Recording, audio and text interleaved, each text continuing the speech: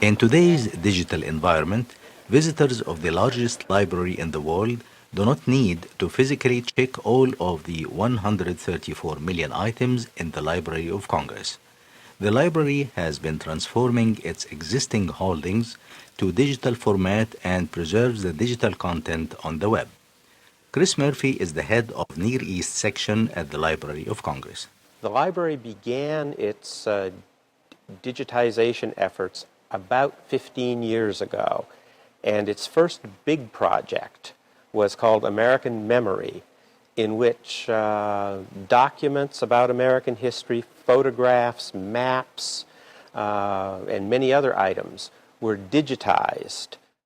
Murphy says over the years, the library has made about 14 million digitized items available online, but he says there are limitations.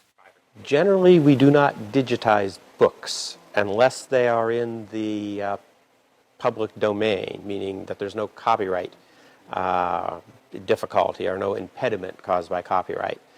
We've also digitized music and film, and for those, because they are often, because of the newness of recorded sound and motion picture, because they are often still under copyright, we've had to receive permission from the copyright holders to digitize them.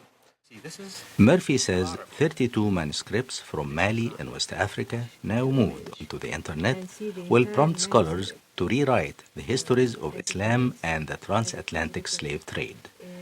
Digitized items are still a tiny portion of the library's collection, and visitors like Emil Hoffman, an Oxford University history graduate student, find unique resources at the library. The books here tend to be more wholesome. Specifically, if you're looking for, 1500s West Africa and the battles that occurred, and a lot of that stuff is not on, it's not digitized yet.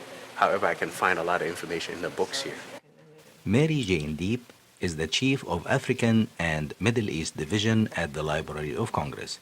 She says that the library has been transformed into a global reservoir of information. It has expanded tremendously, and it has included not only the people who can actually show up at the library to use its resources, but also those who are living in China, in India, in the Arab world, in Russia. They can all have access to the materials which are on the web. Deep says the library is working with the United Nations Educational and Cultural Organization to include other countries' collections.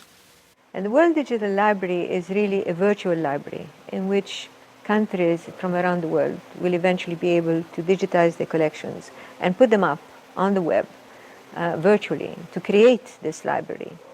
Deep and the other librarians say the virtual libraries will not eliminate the need for researchers to actually go to the largest library in the world. Here, visitors can still see and sometimes touch a wealth of stored, catalogued, and organized knowledge. Mohamed Elshinnawi, VOA News.